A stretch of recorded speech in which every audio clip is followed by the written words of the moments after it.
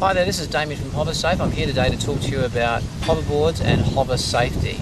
And whether you're someone who already owns a board, whether you're someone who's ordered a board and is waiting for it, whether you're a general member of the public, or whether you're someone who's a regulator and looking to develop policies around hoverboard use.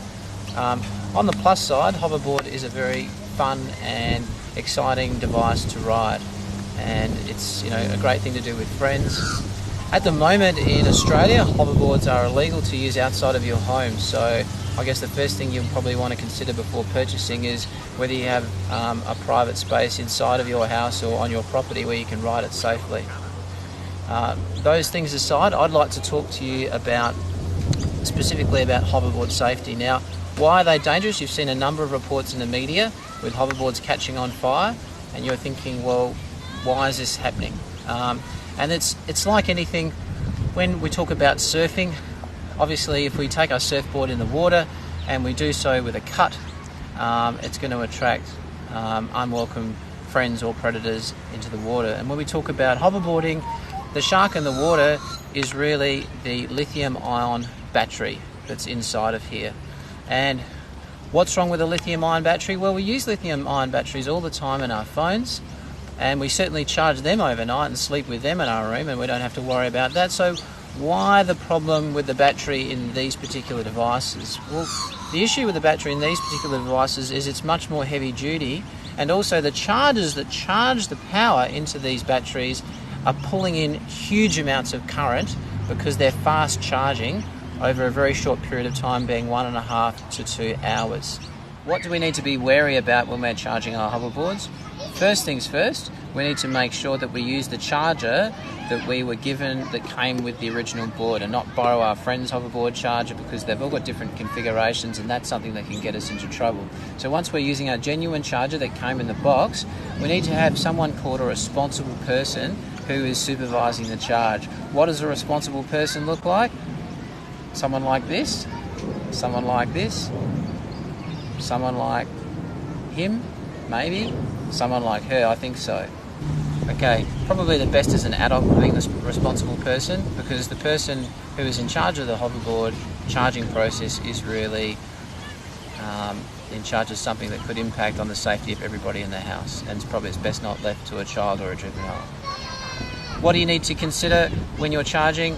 Well, item number 1 is to make sure the hoverboard is off before you start charging, otherwise it's drawing current and the battery will charge inefficiently. Number 2 is don't charge the hoverboard until it is totally run down. The third thing that you want to keep in mind, and this is very, very important, is never, ever, ever to charge the hoverboard at night while you are sleeping. Now, we're all in the habit of doing this with phones, but it is the most dangerous thing you can do because of the chargers and because of the batteries. And why? Well, the battery for the hoverboard has got something called overcharge protection. So it senses when the lithium battery is full and switches off.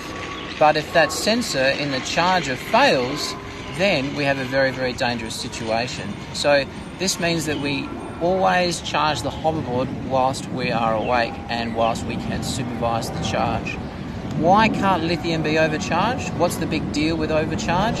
Lithium batteries simply can't take overcharge. If they are overcharged, they will potentially explode and vent with flame. And hence we've seen the terrible stories of people, houses burning down, and even potentially a fatality as well. So we need to be very careful in the way that we manage the process. So never charge at night, always charge under supervision. When the battery is finished charging, store the hoverboard outside of living areas during the night time. When you actually have the charger plugged into the charger outlet, which is down here, you'll see usually it's a red light that'll come on your charger to indicate that the board is charging. Now, the concerning thing is that when the charging process is finished, that red light turns from red to green. It's when the green light comes on, a lot of people can think, oh, it's green, it's fine, it's still charging, I haven't read the manual, leave it on until the green light goes off because it's charging. Now, if we do that, what's effectively happening is you're charging a board which is already charged which is going to lead to a unstable cell in the battery and potentially life-threatening fires and danger in your household, which is what you don't want. So take note of the time that you start charging. Two, read your manual that came with the board and find out exactly how long your charging time is for. And three, make sure you disconnect the charger once you've finished charging. And four, also to preserve the charger life and to preserve the cell, remove the whole charger from the socket to preserve the working of that charger in the longer term and make it a safer device for you. After you've been using the device on your property and hoverboarding and you've finished your session for the day, probably a good idea to store it outside of your living areas. I've noticed that during the night sometimes the battery will vent a very, very fine gas, which I'm sure is noxious and not good for your health. So it's always good to store these things well out of your living areas and well away, not just in terms of safety, in terms of fire, but also in terms of your breathing and your respiration. So with all these safety concerns, you've got to wonder why anyone would even bother purchasing one. Well, they are extremely fun and an enjoyable thing to do, but just ensure that you have that responsible person identified in your family that can look after and safely manage the board before you consider purchasing it and bringing it into your home. Please don't forget to Facebook like, share or tweet about this video and try and increase hoverboard safety awareness out there for all the community. Thank you. Don't charge your hoverboard while you're asleep or nobody's supervising it, because it will overheat and then it will burn your house down.